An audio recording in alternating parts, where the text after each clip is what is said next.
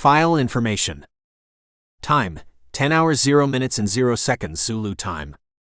Special Operator, Ryoko Kazumi. Age 22. Blood type O. Measurements 88, 54/90ths of a centimeter. Ryoko sat in position on top of a mid-tier sized skyscraper. Black leather combat boots covered her feet, black opaque stay-top stockings covered her long smooth legs, large knee pads strapped tightly around her knees, a short pleated black skirt with a pink line just above the hem hung down from her waist, a black short-sleeved blouse clad her chest and abdomen, a white sailor collar or tar flap rested atop her shoulders, the tassels on the front being blue and knotted up in front of her chest, black leather gloves clad her hands, her skin was ultra-fair, almost ethereal-like, eyes blue, her hair long and pink. A mic speaker hovered in front of her lips, the headphone covered by her hair, and finally, a slightly darker pink female Air Force side cap. Across her lap, with her right hand on the pistol grip, sat a Donnell NTW-20, a South African-made anti-material sniper rifle. She sat there, her legs crossed and her back up against one of the building's large ventilation units. She could see smoke and fire off in the dark distance, punctuated by the random explosions, increasing in frequency, intensity, and close of distance. Skibidi, skibidi dom dom, the faint murmuring emanated up from the streets below to catch Ryoko's ears here and there. Ryoko was part of a special operations task force formed just after the Skibidi Toilet invasion.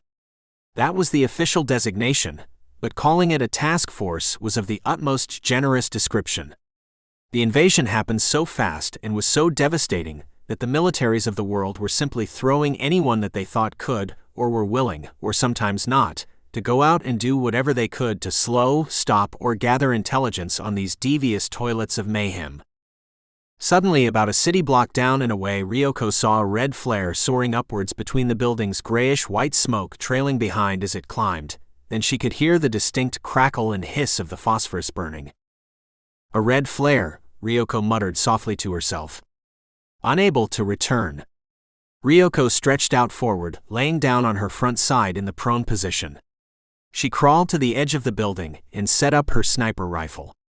She looked through the scope, tracing back the white trail of smoke to its progenitive source. Through the zoom of the scope, Ryoko saw a girl at the end of a large plaza between two skyscrapers.